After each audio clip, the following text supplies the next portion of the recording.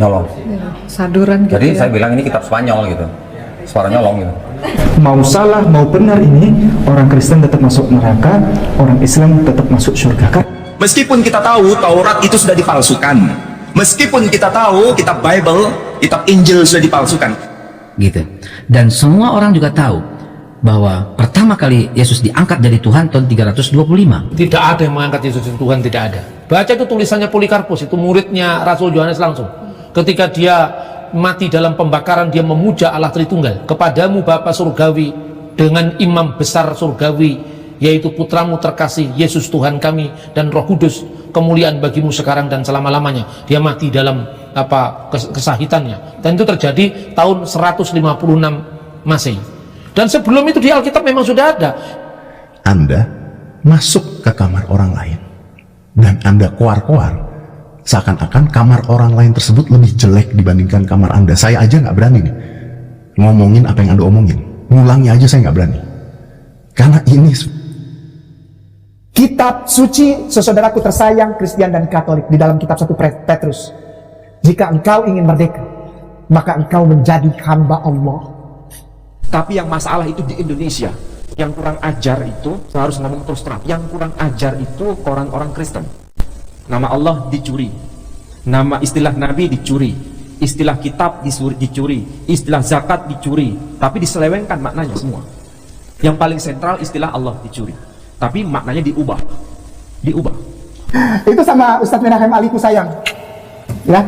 Kalau begitu sama Ustadz Menachem Ali, cintaku. Barakallah. Di dalam agama kita, agama Islam, berbohong itu bisa menjadi fatal, apalagi untuk seorang pendakwah gitu ya. Ketika dia menyampaikan suatu kebohongan, lalu kebohongan itu dipakai oleh orang lain, maka dia juga ikut diambil dosanya. Maka dari itu kita menyampaikan dengan kejujuran, bukan dengan kebohongan. Kebohongan hanya ada di ajaran Kristen.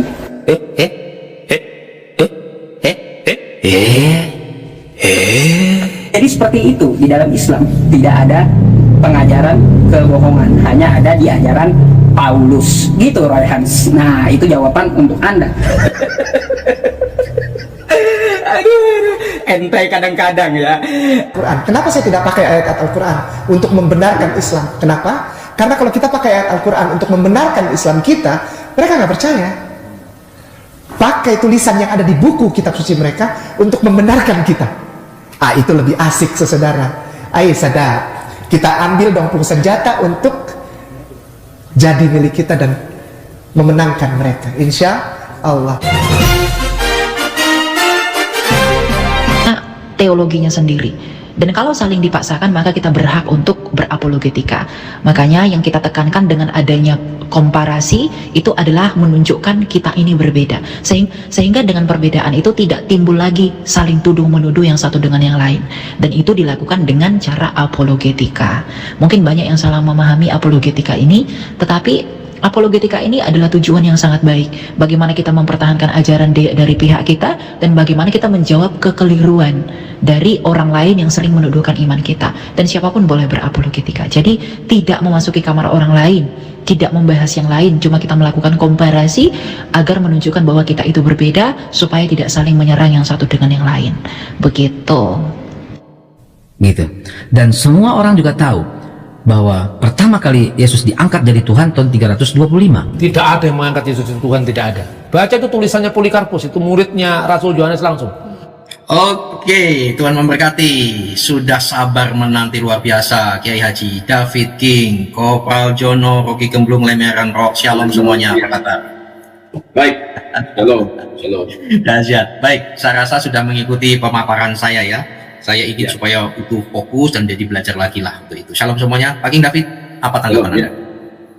Ya, melihat video dari Mr. Dedi si botak ini dan juga paparan dari Pak Heri Jenderal Ikim, saya bisa menyimpulkan bahwa seorang Dedi yang berpendidikan katanya PhD, ini sudah tinggi pendidikan ini, tetapi menanggapi video daripada seorang yang masih muda, baru umur 19 tahun, Elia Myron ini, dia menanggapinya dengan tidak proporsional.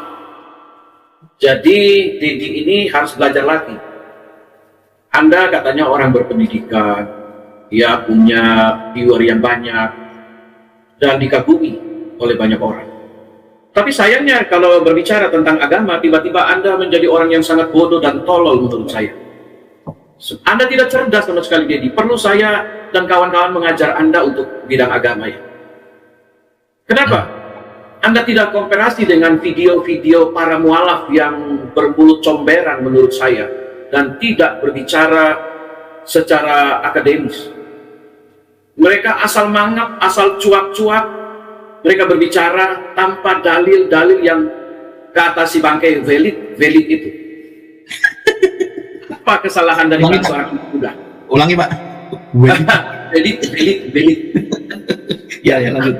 Kesalahan dari seorang anak muda yang bernama Elia Myron ini.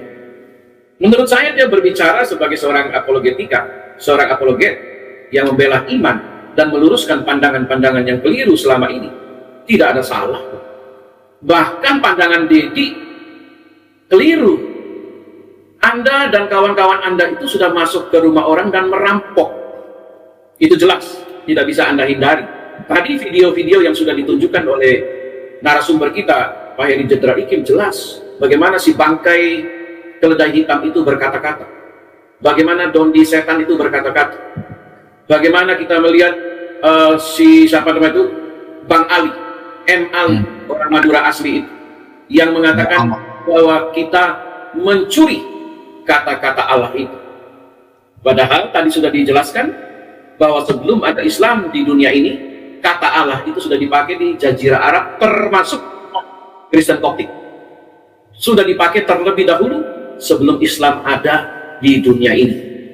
Hanya saja Muhammad menciptakan Islam menambahi kata Allah dengan SWT. Itu saja perbedaannya di SWT. Tetapi kata Allah itu sudah dipergunakan jauh sebelum adanya Islam. Jadi bagaimana Anda berkata kami mencuri kata Allah itu? Jadi Anda harus belajar lagi, lebih banyak lagi. Saya meragukan pendidikan Anda sebagai seorang profesor atau PhD. Saya meragukan sekali, karena profesor atau PhD itu menurut saya orang yang sudah cerdas. Tidak mudah dia terpengaruh dengan video-video yang ada di YouTube. Dia harus belajar dulu, dia harus komparasi dulu, benar gak si ini berkata demikian? Kalau tidak benar, ya susah Pak. Belajarnya sama Haikal Hasan yang bilang Israel itu Islam. Susah. Apalagi Haikal Hasan ini yang jelas-jelas dari dahulu dia sudah berdusta. Dia pernah berkata, dia pernah berjumpa dengan junjungannya, dan itu diprotes oleh orang Islam sendiri kepada dia. Dan mereka sudah mengkafir-kafirkan dia. Nah, kalau sekarang berbicara dia bilang tahun 325 Konsili Nicea orang Kristen mengangkat Yesus sebagai Tuhan. Kita taruh-taruhan aja. Kalau isinya tidak demikian, kau mau jadi Kristen atau mau jadi ateis? Itu saja taruhannya sama si namanya, siapa namanya ini? Haikal Hasan. Saya tantang Anda malam hari ini. Ya, saya tantang Anda malam hari ini. Kalau tidak ada tertulis bahwa Konsili Nicea 325 orang Kristen mengangkat Yesus sebagai Tuhan, apakah Anda mau jadi ateis atau Anda mau berpindah kepada kekristenan? Itu tantangan Anda, tantangan saya kepada Anda, Haikal Hasan. Ya, jadi jangan asal ngoceh. Sekarang jangan bawa sampah ke dalam kekristenan. Iya. Jadi ateis saja. Ya, ini nggak bisa dijawab ulang ya. Jangan bawa sampah. Jangan bawa sampah ya, benar juga ya. Iya. Ini kalau sudah nggak bisa dijawab ulang Pak. Ya, lanjut Pak Kim. Pak Heri Jenderal Ikim kan bilang bahwa dunia informasi hanya sebatas jari jempol kita. Iya. Begitu canggihnya dunia internet. Tinggal klik, Anda sudah mendapat tentang Konsili Nicea 325. Isinya apa saja. Tinggal Anda buka dan Anda bisa melihatnya. Apakah benar orang Kristen mengangkat Yesus Kristus sebagai Tuhan? Ini kan bentuk penghinaan, bentuk pengajaran sesat yang terus-menerus dikumandangkan kepada garis bawah, yaitu orang-orang yang berada di akar rumput, yang istilahnya orang taklid buta. Jadi mereka berkuar-kuar tentang Konsili Nicea. Itu sudah bertahun-tahun, sudah 1400 tahun sampai hari ini, mereka masih ada di dalam kegelapan tentang Konsili Nicea. Padahal itu sangat memalukan sekali. Konsili Nicea tidak demikian, saudara. Bukan isinya itu. Anda ketik saja di Google, cari Konsili Nicea. Anda cari yang benar, bukan yang dikarang oleh orang-orang RT 6 Gang Becek itu. Cari benar-benar yang asli, sehingga Anda mendapati informasi-informasi yang benar dan valid, kata si Bangkai. Ya, jadi saya tantang Dedi Botak, saya nggak mau bilang Kobuser lah, Dedi Botak. Anda kan sudah berkeluar secara sembarangan, artinya Anda bilang, oh si Elia Myron sudah masuk ke kamar orang. Ini ranah yang sangat sensitif. Dedi, lihat itu video-video para mualaf yang masuk ke seberang sana. Bagaimana mulut mereka? Bahkan si Juma berkata Yesus Kristus adalah iblis. Di mana akal sehatmu, Dedi? Di mana? Nandar berkata Yesus menikah. Bahkan si Bangkai Keledai Dungu pun berkata Yesus menikah, tanpa mempunyai data yang valid, yang dikarang bebas oleh mereka. Apa tanggapan Anda tentang ini semua? Kalau Anda adalah seorang terpelajar, seorang pendidikan, seorang PhD yang berpendidikan tinggi, di mana akal sehat Anda, seorang Dedi Kobuser Sibotak? Di mana? Pertanyaan saya di mana? Kalau memang Anda ini berpendidikan tinggi, di mana akal sehat Anda? Anda harus komparasi dulu dong. Anda harus cari video-video para mualaf yang menghina kekristenan selama ini di Indonesia. Dan ketika orang Kristen menjawab hak jawab sebagai apologetika, menjawab membela iman kita, apakah Anda pernah nonton video-video itu secara menyeluruh? Tentu Anda tidak menonton. Anda hanya sibuk mencari viewer Anda lebih banyak. Dan Anda sekarang kan kita sudah tahu Anda berposisi duduk di mana sekarang. Iman Anda sudah di mana sekarang. Kita sudah tahu. Ya, ini Anda hanya bentuk pembelaan iman Anda yang secara membabi buta menurut saya.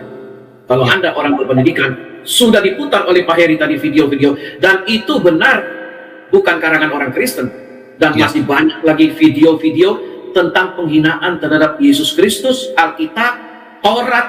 Mereka kan katakan Taurat sudah tidak asli, Alkitab sudah dirubah-rubah, tanpa mereka memberikan data-data yang valid, yang menurut si Bangkai Dungu itu. Jadi bagaimana ketika orang Kristen berdiri membela iman kita, Anda berkata ini menyeberang kamar orang lain.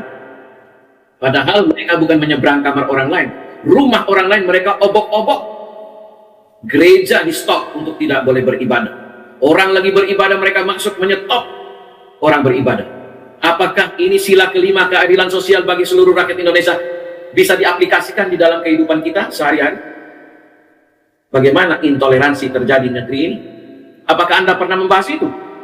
Di depan mata, jangan bicara Gaza, jangan bicara Hamas, jangan bicara itu Palestina, jangan bicara Israel. Yang ada di depan mata kita tentang ketidakadilan yang terjadi.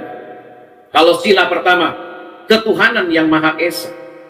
Kita berarti orang yang bertuhankan Tuhan yang Esa. Bagaimana mungkin ketika orang beribadah kepada Tuhan yang Maha Esa, orang itu dipersekusi? Di mana, Dedi Kobuser? Di mana Anda berdiri saat ini? Di mana itu sila pertama itu? Ketuhanan yang Maha Esa. Di mana Anda? Kok tiba-tiba Anda bisa berkata demikian tentang orang lain? Ini Anda menggoreng-goreng sesuatu bola panas loh. Anda ingin orang lain dipersekusi. Anda ingin orang lain itu masuk penjara hanya karena Anda ingin mendapat viewer yang banyak. Oh, Anda jahat. Anda orang berdosa. Ya, tidak ada. Saya dengar videonya Myron itu menghina agama orang lain, tidak. Dia meluruskan Elia Myron. Dia meluruskan pandangan-pandangan yang keliru. Bukan saya bela dia, tapi itulah kebenaran. Ketika kita menggunakan hak jawab kita, Anda berkata kita menghina. Ketika kalian menghina, kalian bilang kita sedang berdakwah. Ini namanya memendam sendiri. Ya. Jadi tolong diperhatikan, Dedi. Perhatikan, dan Anda harus ralat ini video yang sudah Anda keluarkan. Anda harus ralat kalau Anda seorang gentleman dan berpendidikan. Gitu Pak. Oke, terima kasih. Baik. Terima kasih Pak, luar biasa ya. Baik, karena Lemerian Rock sudah dapat WA dari Dedi Kobuse mau makan bakso tetelan. Lemerian duluan ya, silakan. Lemerian malah tidur. Lemerian. Oke, saya sahabat dulu Putra Dayak, Rocky Gemblung. Baik, Kopral Jono deh. Lemerian lagi ini balas-balas WA kayaknya. Enggak, Lemerian lagi jaga pagar Pak. Oke, gimana Pak? Ini topik kita ini ya. Ya sebenarnya sih tindakannya sangat memalukan ya. Ya. Jadi dia makin Maaf, Kopral, naikkan 10% volumenya boleh? Ya, memang agak jauh. Oh ya, baik. Deddy Kobuser itu semenjak semakin Oke, baik. Lemerian, maaf Kopral, karena beliau ada. Halo Lemerian, silakan. Silakan, ada di luar. Sebentar Pak. Agar aman. Iya. Saya mau ngomong. Ya, silakan. Gini, saya mau bicara gini. Ya harusnya dia kalau memandang sesuatu itu harusnya secara objektif kan gitu. Lagian dia selama ini kan dikenal sebagai publik yang dibilang smart people lah gitu istilahnya. Nah, harusnya dia melihat apakah di pihak sana juga melakukan hal yang sama kan gitu. Kan soalnya apa yang dilakukan oleh para apologet Islam ini kan hanya sebuah respon, bukan ujuk-ujuk kita ngebahas ajaran orang kan gitu. Jadi apologet itu hanya merespon karena ada pengikut lain yang memelintir ayat-ayat ajaran Kristen atau Alkitab. Nah, kalau dia mengatakan dia tersinggung, saya mau nanya ke dia, apakah tersinggung itu hanya untuk mayoritas, sedangkan kita yang diobok-obok kitabnya tidak boleh tersinggung, kan begitu. Ya saya sih mau menyarankan ke Deddy Kobuser, harusnya dia juga melihat gitu video-video dari channelnya Donitan, si Kain-Kain. Ya mungkin nanti bisa dibuka juga sama Pak Ikim, bagaimana mereka merubah-rubah atau menafsirkan suka hatinya ayat-ayat Alkitab kan gitu. Terus juga saya mau katakan kalau tentang video Haikal itu ya menurut saya video Haikal tadi itu udah menjelaskan yang dia mengatakan bahwa itu diangkat tahun 325 itu udah suatu fitnah dan ngombok-ngombok ajaran orang lain dan basi ya sebetulnya ya, basi ya sudah. Iya, betul. Dan juga harusnya Deddy Kobuser boleh bertanya gitu kepada Gus Miftah yang sebagai gurunya gitu, karena kan istilah masuk kamar orang lain itu kan sebenarnya kan istilahnya dari Gus Miftah gitu. Apakah yang dilakukan Haikal itu udah memasuki kamar orang lain gitu. Jadi ya saya rasa sih harusnya memandang sesuatu itu harusnya secara objektif gitu. Jangan karena Anda berada di sana Anda seolah-olah tidak melihat yang lain gitu, tidak melihat ini kenapa bisa ada kayak gini, karena kan ada namanya ada. Salam teman-teman semuanya, apa kabar? Berjumpa lagi dengan saya di channel ini. Semoga kalian dalam keadaan kabar baik, sehat selalu, panjang umurnya, dimudahkan rezekinya, dan sehat selalu. Baik teman-teman, izinkan saya untuk menjeda dulu video ini. Sebelum kita lanjut menyaksikan, mohon ya dukungannya untuk channel ini. Jika suka dengan channel ini, mohon dibantu di subscribe, di like, ataupun share, supaya channel ini terus berkembang dan dikenal banyak orang. Dan juga harap ditonton sampai selesai ya, supaya apa yang disampaikan tidak ada kesalahpahaman, supaya apa yang disampaikan menjadi berkat untuk kita semua dan pencerahan. Amin. Oke, selamat menyaksikan kembali. Api pasti ada asap, pasti ada apinya kan gitu. Ya saya sih gitu aja sih Pak. Sama saya mau nanggapin tadi yang video pembukanya Pak, bagus juga tuh video pembukanya Pak, kayak anak TK lagi belajar baca gitu ya, aja Pak. Dia menyanyi bahasa Aram ya. Iya, Aram buradul. Oke ya gitu. Thank you, baik, Tuhan memberkati ya. Salam buat Dedi ya. Baik. Iya. Kopral Jono minta maaf Pak Kopral, pengikut Kristus salam saya sapa. Silakan Kopral. Ya. Jadi sebenarnya sekarang si Deddy Kobuser ini terus terang saja sudah kehilangan smartnya. Yang kemarin dia selalu mengagul-ngagulkan smart people, jadi people harus smart. Tapi dia sudah kehilangan smartnya. Yang saya heran ya, setinggi apapun pendidikan seorang, kalau sudah ikut kultus ini jadi bego. Iya, saya kira guyon loh Pak, ternyata bener. Iya memang. Ya, kita nggak usah lihat latar belakang kayak nama yang memang cuman apa ya, pemain snooker. Ya. Tapi kita coba lihat seperti seorang Donitan. Donitan itu cukup berhasil dulu di pekerjaannya. Tapi begitu dia sudah seperti ini, kehidupannya kacau. Jadi apakah suatu kepahitan menjadikan suatu dendam? Dan dendam itu dilampiaskan. Padahal kita semua tahu kalau dia belajar ya kitab-kitab ajaran mereka, Pertanyaan saya nomor satu, di mana dalam kitab Al-Qur'annya itu mengatakan bahwa kitab orang Yahudi, orang Kristen itu, Injil, Taurat, Mazmur sudah dipalsukan? Di mana ayatnya? Selama ini kan cuma ngomong-ngomong tuh ustadz-ustadz itu. Di Al-Quran nggak ada ya Pak ya? Nggak ada, nggak ada.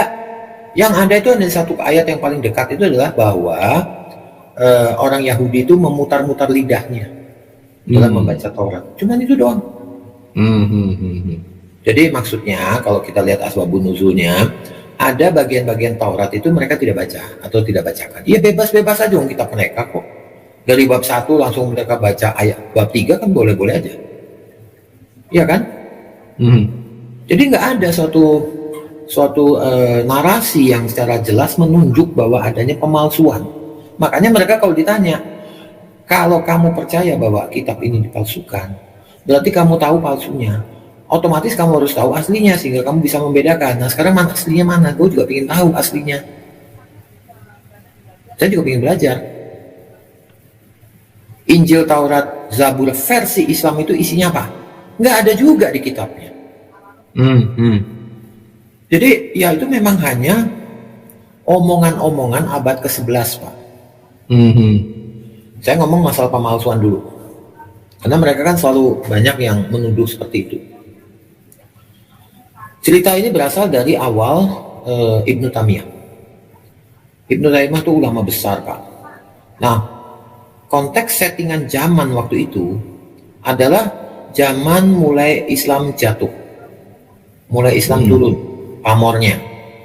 Karena khalifah-khalifah yang berkuasa itu korupsi, hanya memupuk kekayaan, rakyatnya menderita. Dan akhirnya Yerusalem jatuh ke tangan perang salib. Dikuasai kembali oleh perang salib, oleh pasukan perang salib waktu itu. Karena kan Yerusalem diduduki lah istilahnya. Kemudian sampai-sampai namanya Masjid Kubah Emas yang asalnya itu berasal yang didirikan itu di atas Bait Suci, di atas bukan ruang Maha Kudus ya, ruang kudus. Nah, kalau ruang Maha Kudus mereka coba bikin di situ, semua karyawannya atau tukang-tukangnya itu mati semua seketika. Itu sangat sakral. Sampai orang Yahudi pun juga nggak berani menginjakan kaki di tanah bekas reruntuhan ruang Maha Kudus. Itu sampai sekarang Pak, orang Yahudi nggak berani ke situ. Ya, tapi begitu ada orang Muslim waktu itu di Khalifah Marwan bin Malik, itu mati semua Pak. Sama halnya seperti gereja Palungan. Umar mau membangun gereja di atas atau istilahnya menghancurkan gereja Palungan kemudian mau jadikan masjid, itu semua tukangnya mati Pak, diulang sampai 3 kali sampai nggak ada yang berani kerja Pak. Ya kayak gini-gini kan jadi Kobusnya nggak ngerti Pak. Nggak ngerti. Kalau arah ke jadi Kobusnya gimana? Ini dari kisahnya dari sebelah sana, bukan kisah Kristen. Nah si Ibnu Taimiyah ini dia menulis 3 buku Pak. Dan isinya itu dia memang mau mengobarkan lagi semangat jihadiyah untuk membela, mengatakan bahwa Yerusalem. Kenapa? Karena mereka percayakan Yerusalem itu pelatarannya itu adalah tempat parkir buruk, tempatnya si nabinya naik ke langit ke-7 lah, Sidratul Muntaha itu. Ya itu cerita mereka. Walaupun tidak pernah ada suatu bukti apapun, bahkan nabinya tidur. Begitu. Oke, kita tinggalkan itu biarlah ceritanya mereka. Ya, cerita mereka. Ya, itu cerita mereka lah pokoknya. Tapi sekarang saya mau lihat dari segi kenapa kebencian terhadap Kristen dan Yahudi itu makin membara. Itu zamannya Ibnu Taimiyah ini yang dia mengatakan dalam bukunya bahwa kitab orang Yahudi, ya, kitab orang Kristen atau Nasrani yang mereka istilahkan itu, ya, yaitu Taurat, Zabur, dan Injil itu telah dipalsukan. Itu kata-kata dia. Dan dia ini adalah gurunya Mufassir Al-Qutubi. Ini gurunya Pak. Dan itu abad ke-11, 12, 13 itu. Cerita itu makin membara dan hanya diamini saja umat-umatnya sekarang. Coba tanya sama si Haikal atau siapa, mana ngerti dia sejarah beginian. Mereka Islamnya cetek Pak, ilmu Islamnya cetek, besar bacot aja, sama kayak Zuma. Ya, jujur aja, pengetahuan Islam si Zuma atau si Haikal Hasan atau apalagi Donitan atau Kainama itu hanya lebih pendek dari lemparan batu. Mereka banyak gak ngerti apa-apa. Mereka hanya mendengar Ustadz ngomong ABC. Sudah, itu dianggap kebenaran sejati. Dan ingat ya, di mereka sebenarnya aturannya sudah jelas, harus mengikuti apa yang dinamakan kitab suci Al-Quran dan hadis, bukan tafsir, bukan ijma, bukan kias. Itu hanya pelengkap. Tapi sekarang mereka itu lebih memasukkan yang pelengkap ini menjadi hal yang utama. Makanya mereka sampai lalai bahwa di Al-Quran tidak ada tuduhan bahwa tidak ada ayat satupun yang mengatakan bahwa kitabnya telah dipalsukan. Sebenarnya nggak ada, Pak. Ditafsirkan dipalsukan. Iya, oleh Qutubi. Kenapa? Qutubi muridnya Tamiyah, orang yang pertama kali mengatakan kita.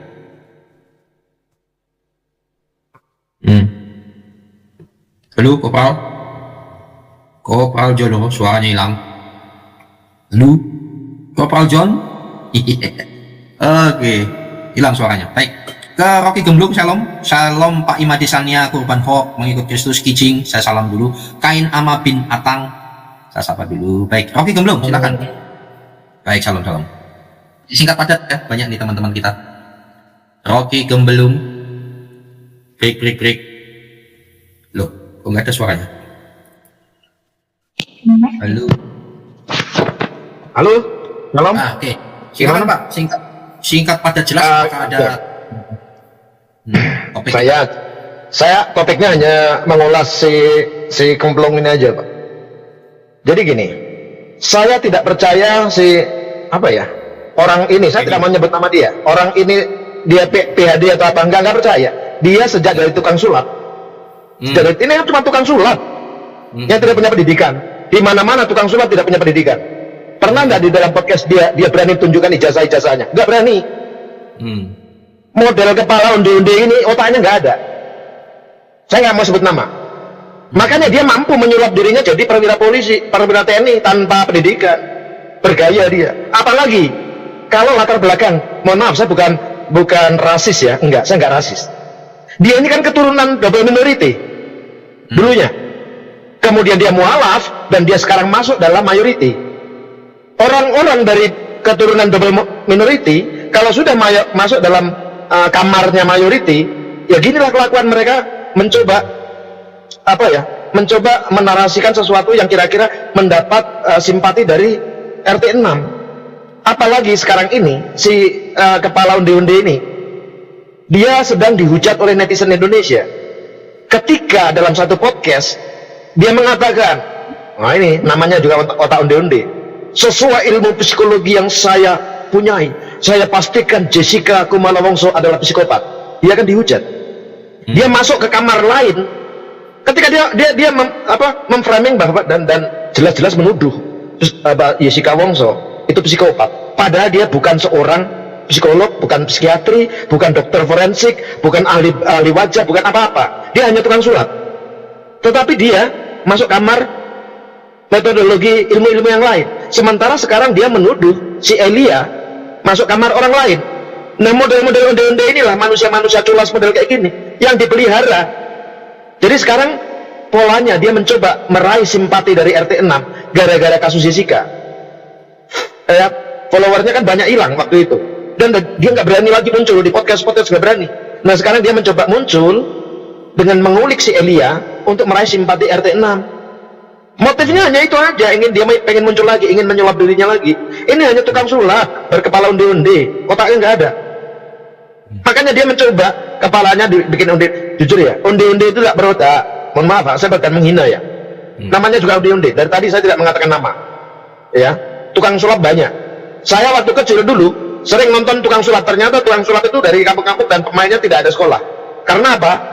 Hidup mereka ya cari uang untuk makan dengan cara bersulap, nggak sempat sekolah.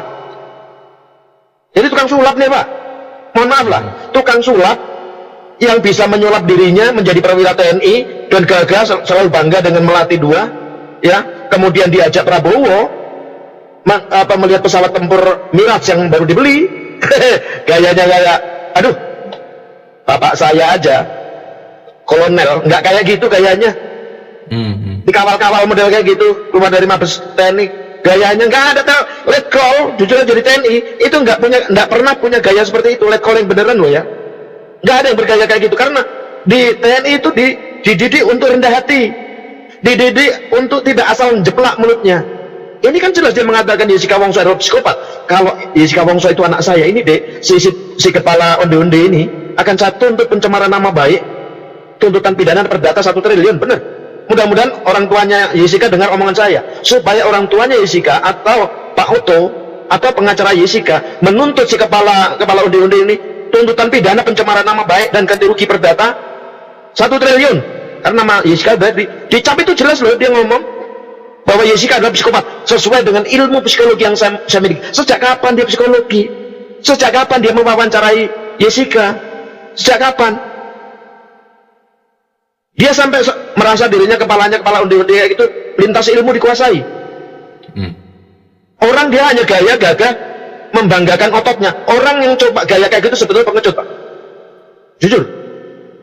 Dia hanya pamerkan ototnya seolah-olah dia kekar, tapi sebenarnya mentalnya mental culun. Mental culun ini manusia ini. Kerjanya cuma lewat mulut doang nih, coba cari cuan ya lewat mulut. Tapi begitu ditantang sama orang beneran, lari dia ini. Hidup dia hanya memfitnah manusia seperti ini. Mohon maaf. Jadi terima kasih Pak, selamat malam. Selamat onde-onde. Kita sudah baca salam ya. Salam muah, salam kainama. Salam muah, salam cintaku. Sekarang salam onde-onde. Salam semuanya. Ada Kopral Jono tadi sempat putus ya. Diganggu Iya, tadi tiba-tiba terputus, terkempal. Oke, silakan diselesaikan Pak. Ya, jadi gini saya selesaikan aja. Memang tadi sampai pada Ibnu Taimiyah ya dan Qurtubi. Makanya kalau kita baca buku tafsirnya Qurtubi itu nyeleneh Pak dibanding tafsir-tafsir lain. Tafsirnya Tabari misalnya kita bandingkan untuk ayat QS yang sama itu bisa berbeda jauh Pak pengertiannya. Kalau Tabari lebih soft ya, lebih kembali ke Al-Qur'annya, narasi Al-Quran. Tapi kalau si Qurtubi itu lebih kayak pemikiran liar. Dan dalam Qurtubi inilah mulai dia mengait-ngaitkan nabi-nabi Israelin ya, jadi maksudnya Israeliat ya, itu dia menekankan ke situ. Dan ini yang dipegang sama mereka. Itulah mulai timbul kenapa kok nabi-nabi Yahudi itu diarab-arabkan Pak. Itu mulai jadi gencar gitu Pak. Padahal penelitian sebenarnya Islam awal itu adalah suatu sekte Kristen yang bidah sebenarnya ya, tetapi karena sudah makin menjauh dari kekristenan walaupun itu bidah, mereka timbul ajaran baru. Dan ini makanya kalau dilihat dari bagaimana cara mereka melakukan aktivitas teologisnya mereka, contohnya berwudu itu asalnya dari kaum Sabi'in, kaum Sabah namanya ya. Itu Waraka Naufal yang ngajarin, karena Waraka bin Naufal dan bin Yaritz itu adalah orang Sabi'in. Kalau nggak percaya baca kitabnya si Kilas Masbah, itu punyanya orang Sabi'in itu banyak yang sama, dan itu sudah ada sebelum Al-Quran. Jadi memang pencampuran sinkretisme di mereka itu sangat tinggi Pak. Makanya kita kenal dengan dongeng-dongengnya Zoroaster, dongeng Kristen yang aneh-aneh, yang hanya ada di Midrash maupun Talmud, tidak ada dalam Taurat. Kenapa? Karena waktu mereka menyerang Yerusalem, mereka juga mengambil buku-buku Yahudi dan dilengkapilah kitab mereka dengan narasi-narasi dari Yahudi yang kita kenal seperti bidadari yang berdada montok dan bertinggul besar. Padahal itu dari Targum itu yang digambarkan adalah janji bahwa di surga itu orang akan mendapat pokok anggur. Ingat ya, pokok anggur dalam budaya Yahudi itu adalah tanda bahwa dia itu bahagia, senang. Itu tandanya pokok anggur. Karena zaman itu kalau orang sudah punya kebun anggur itu udah pasti orang kaya. Pasti orang kaya. Ya, dan barangnya pasti laku karena minuman anggur itu adalah minuman yang sangat merakyat di masyarakat Yahudi. Ingat ya, ini bukan anggur yang diperam menjadi alkohol. Ini adalah sari perasan buah anggur. begitu. Nah, muslim harus tahu tuh bedanya. Ya. Jadi anggur-anggur dalam perjamuan di zaman Yesus itu bukan anggur yang beralkohol. Atau anggur dalam pesta Kana itu bukan anggur beralkohol. Nah, mereka itu nggak tahu kan. Betul ya. Kembali ke tuduhan Deddy Corbuzier masuk kamar ini gimana? Iya, sebenarnya Elia ini tidak masuk kamar, tidak salah kamar. Dan saya rasakan ini bukan hanya Elia Meren ya, karena yang viral dia. Kita semua tidak sedang masukin kamar orang. Benar. Silakan. Kebiasaan mereka Pak, selagi kecil sikat jangan sampai besar. Nah, Itu iya, model. mau dihasilkan mentalnya. Oh, salah. Iya, betul. Gimana menurut Anda? Jadi kenapa sekarang Elia Miron tuh seakan-akan dikeroyok seluruh muslim se-Indonesia? Karena Apa, memang nggak ada banyak kompornya Pak. Di TikTok juga banyak yang ngoceh aneh-aneh. Jangan sentuh Islam. Lah, Islammu aja nyentuh kita kok. Masa nggak boleh colek balik? Kalian nyolek-nyolek ya gua colek balik Pak. Ya kan? Gitu. Jadi Elia ini dia itu kalau terutama yang masalah seperti MUI itu apa tuh tafsir Al-Qur'an itu. Dia kan protes ya. Memang sudah sewajarnya protes. Usul loh Pak, dia usul. Ya, usul ya. Tapi apakah pantas sebuah agama mengambil isi kitab suci agama lain untuk membenarkan tafsiran ayat-ayat mereka? Apakah itu etis? Itu nomor satu. Kedua, justru malah menunjukkan bahwa agama ini nggak sempurna, masih butuh kitab lain. Padahal mereka selalu bilang, oh kitab kita sempurna, ada menyempurnakan. Nggak ada. 6.297 ayat dibandingkan dengan 33.081 ayat. Mana lebih lengkap? Coba cerita Musa deh, versi Islam itu bagaimana? Lahirnya di mana, kejadian waktu masih kecil bagaimana, kemudian dia pergi ketemu dengan Jethro, perkawinannya, di mana dia menikah pertama kalinya itu, kemudian apa yang bagaimana dia berantemlah sama orang Mesir membela orang sebangsanya. Di Alkitab lengkap banget ceritanya. Apakah ada di Al-Quran? Nggak ada. Belum lagi nabi-nabi. Coba Yesekiel, ceritanya bagaimana? Padahal Yesekiel tuh nabi besar loh di kekristenan Alkitab Perjanjian Lama. Nabi besar. Nubuatannya banyak sekali. Di Islam siapa Yesekiel? Nggak dikenal. Mereka punya nama sendiri. Tapi apa ajarannya? Nggak ada. Apa ajarannya Musa yang mereka agung? Oh, nabi besar kaum Yahudi itu Musa. Apa ajarannya Musa? Nggak ada. Ajaran Musa terkenal dengan 10 perintah Allah. Itu diamini oleh seluruh Yahudi dan seluruh Kristen. Diamini. Di Al-Quran mana 10 perintah Allah ini? Di mana? Nggak ada. Nggak ada. Cari sendirilah kalau nggak percaya. Di kiasnya mana? Bahkan nama Siti Hawa, apa ada di Al-Quran? Ingat loh, wanita yang pertama pasangannya Adam. Nggak ada. Adanya di mana? Di tafsir. Tafsir siapa? Qurtubi. Bisa bayangkan? Tahun hampir 1200 orang Islam baru tahu nama istrinya Adam, namanya Siti Hawa. Dari tafsir. Ubek-ubek deh Quran maupun hadis, ada nggak nama Hawa itu disebut? Nggak ada. Nggak ada. Jadi sempurna bagaimana? Itu pertanyaan besar loh buat RT 6 ini. Jangan hanya taklid buta, berpikirlah secara jernih dengan akal sehat. Makanya kalian itu terlalu banyak dirusak oleh pandangan-pandangan yang sifatnya destruktif. Ini kita lihat hasilnya sekarang. Kita lihat contohnya yang barusan di Bitung, kerusuhan itu. Mereka gampang dibakar. Minggu ini sudah bikin jauh-jauh hari minta izin, sudah diizinkan. Kemudian mereka bela Palestina, baru masukin 2 hari sebelumnya. Udah dibilang jangan, ditunda dulu. Ngotot Pak. Jadi ini aksi bela Palestina itu aksi demonstrasi gelap Pak, tanpa izin. Itu kenyataannya. Kenapa mereka enggak mau ikut kata perintah polisi atau apa? Ya memang begitu mereka kalau dilihat. Bukan Pak, mereka merasa bahwa aturan agama itu di atas aturan negara.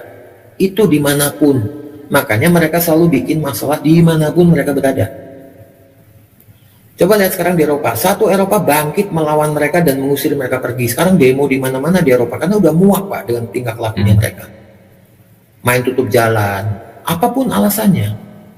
Lu yang sholat kenapa orang lain yang harus mengalah dan segala macam? Lu sholat aja di masjid lu, bukan di jalan. Jalan tempat lalu lintas. Ini kan ketidaktahuan tentang adab. Makanya banyak di Spanyol, di Jerman, apalagi di Swedia, di Norwegia, itu sudah mulai pengungsi diusir balik, dideportasi Pak. Yang tadinya diterima dengan tangan terbuka, diberi rumah, penampungan, makanan, pakaian, semua disediakan, anak-anaknya disekolahkan, didirikan sekolah di situ. Sekarang sudah hilang semua, karena ya memang mereka begitu.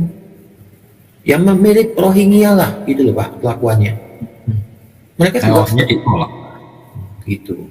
Jadi ya kita harus bijaksana dan kepala dingin lah ngadepin ini, apalagi si Dedi yang non smart ini, yang udah tadi dibilang kepala onde-onde. Ya memang betul sekali, nggak ada otaknya, hilang Pak.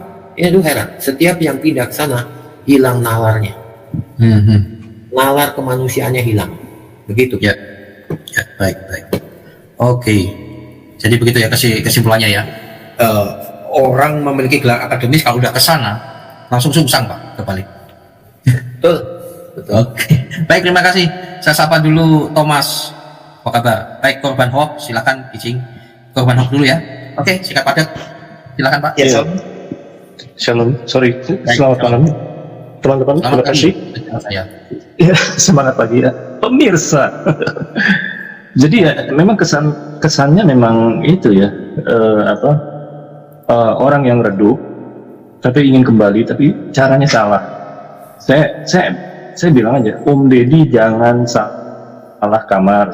Ente tidak punya latar belakang yang cukup dan daya nalar yang cukup, gitu loh. Jangan salah kamar. Udah salah di kamar orang lain, salah lagi kamar yang lain lagi. Waduh, tambah redup lah itu. Cari marketnya yang berbeda itu. Kalau misalnya memang lagi turun, semua lagi turun, ya sudah tenang-tenang aja gitu, ketawa-ketawa, ketiwi aja gitu. Ini bener sih yang itu Rocky Gemblung, bener si Om itu gitu. Ini juga saya senang sekali sama Pak Kopral ya. Bagus ya. Kita kalau ingat peristiwa Musa ketemu Jethro di dalam Alkitab orang Kristen, jangan salah loh Pak, itu dicatat dalam kitab Kejadian kan ya, buku pertama kan ya.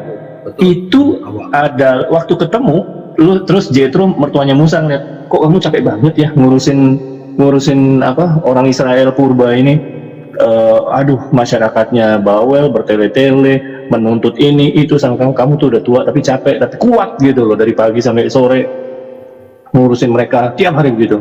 Lalu apa yang terjadi? Jethro itu mengajarkan Musa organisasi dan struktural. Tahu nggak Pak apa yang terjadi dalam kitab Kejadian itu, pertemuan Jethro dengan Musa? Dijadikan bahan manajemen dasar, istilahnya manajemen 101 di semua sekolah manajemen itu diajarin apa itu organisasi struktural gitu loh. Itu dasarnya Alkitab. Mau tahu lagi? Ada lagi gitu loh. Alkitab itu kalau dibaca baik-baik, pelan-pelan, ilmu manajemennya tinggi. Ada ilmu spionase juga, ada ilmu perang juga, mengatur saf-saf di depan berapa, di samping berapa, kiri kanan berapa, di belakang berapa, itu ada itu gitu loh. Jadi menjelaskan Pak Kurban, tadi kan dikatakan Jethro itu seperti gurunya Musa ya. Mertua. Ya, seperti guru lah, ngajarin manajemen. Iya, dia kasih tahu, dia ngajarin Musa. Pak, ini juga Musa tuh punya guru Pak, namanya Nabi Khidir. Siapa? Saya ada baca juga itu. Tapi suka hijau. Gitu loh, kulitnya kehijauan. Jadi jempolnya tidak bertulang. Dan selalu ditanya, dari mana? Dia selalu jawab dari sana. Itu cirinya Pak. Tapi apa yang diajarkan? Yang diajarkan apa? Musa dikenalkan Allah oleh Nabi Khidir.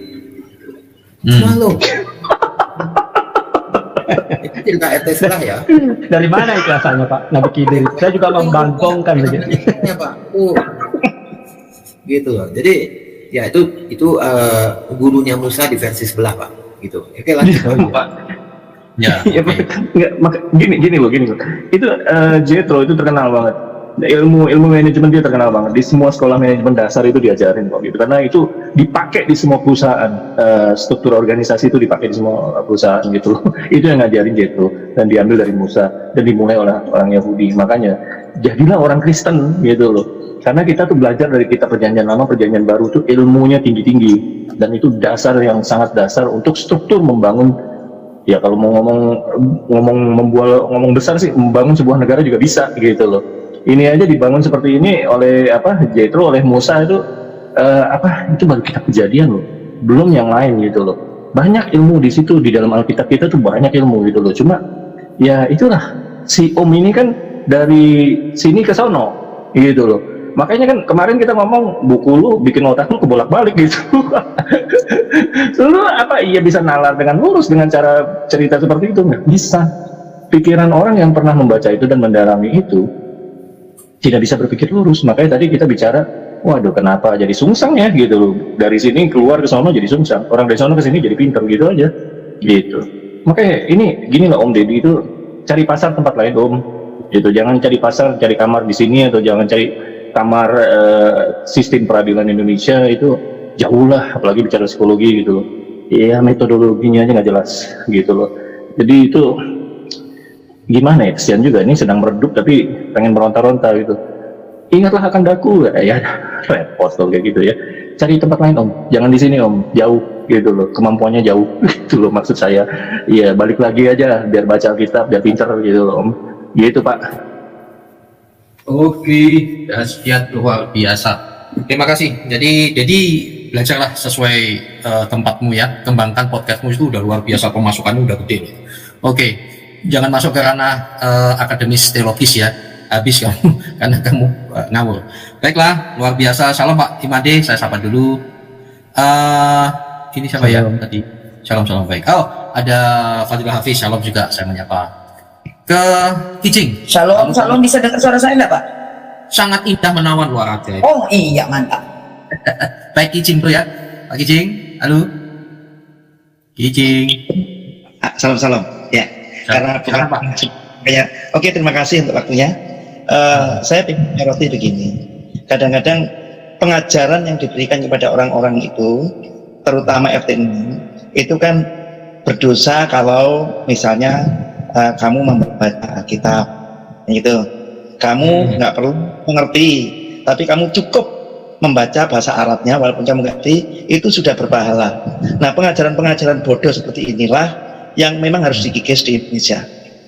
Nah, untuk itu, untuk semua orang yang ada di sini, kalau Anda diajar seperti itu adalah pengajaran sebenarnya membodohi kalian sendiri. Untuk itu, kalau kita pengen iman kita itu bukan iman yang buta, tentunya kita perlu belajar semuanya. Kalau saya sebagai orang Kristen, ya kita atau belajar, coba kalau bisa belajar Al-Quran, belajar hadis. Sebagai orang Islam, kamu belajar Alkitab supaya kamu tidak dibodohi oleh orang-orang. Nah, tapi belajar dengan bahasa yang kita mengerti. Nggak ada artinya kalau kalian itu, kita ini belajar dengan bahasa yang tidak kita mengerti, hanya perlu menghafal aja. Itu bodoh. Nah, untuk itu sabar Pak Kijing, sebentar. Saya terkait dengan belajar dengan bahasa yang dimengerti, sama belajar yang Tuhannya bisa dipahami. Nah, ini Don Titan itu mengakui, setelah mengakui Al-Quran bukan buku silsilah, dia sekarang mengakui loh, Islam satu-satunya agama yang belum pernah melihat Tuhannya. Ribet. Oke, tinggalkan saja. Silakan Pak Kijing, lanjutkan, selesaikan. Jadi ini anak-anak muda, anak-anak di Melbourne berada, seluruh warga negara Indonesia, jangan mau dibodohi dengan hanya disuruh menghafal. Ayo kita pintar mencari ilmu sendiri. Sekarang dunianya sudah terbuka, dan kalau kamu tetap memilih dengan imanmu itu, yang Islam milih Islam, memilih baju Islam, silahkan, monggo. Tapi belajar dulu, jangan sampai tidak belajar, akhirnya tetap memilih itu dan kamu tersesat. Itu aja Pak Iin, terima kasih. Oke, baik, luar biasa, terima kasih Pak. Nah, itu dia nih, sebentar, sabar. Ini, tadi Bapak kan mengatakan belajar sama bisa dimengerti. Ya, sama yang Tuhannya yang menyatakan diri. Tadi jangan cuma hafalan. Nah, ternyata bicara soal menghafalan itu Pak, menghafal bukan tidak penting, tetapi di kekristenan bukan yang terpenting, tapi mengerti. Malah dikecam sama Tuhan kita. Yesaya 29 ayat 13. Dan Tuhan berfirman, oleh karena bangsa ini mendekat dengan mulut saja memuliakan aku hanya dengan bibirnya. Perhatikan Bapak Ibu, perhatikan. Padahal hatinya menjauh daripadaku dan ibadahnya kepadaku hanyalah perintah manusia. Biasanya full ritual kok lebih menekankan ke situ. Syariah, ya, aturan-aturan, dan yang dihafalkan itu dikecam. Maka dari itu di Kristen itu kata hafal kan tidak ketemu. Tapi kalau tulis. Halo teman-teman semuanya, berjumpa kembali dengan saya di channel ini. Apa kabar sahabat-sahabat semua? Semoga sahabat-sahabat semua dalam keadaan sehat selalu, dimudahkan rezekinya, panjang umur, amin. Wah teman-teman, itulah tadi video kesaksian yang telah disampaikan. Semoga dari video kesaksian tersebut memberikan manfaat, menjadi berkat untuk kita semua, firman Tuhan, menambah wawasan juga dan pencerahan, amin. Dan mohon dukungannya ya untuk channel ini, agar channel ini terus berkembang. Mohon dibantu di subscribe ya, di like ataupun share. Oke, terima kasih, sampai jumpa video selanjutnya.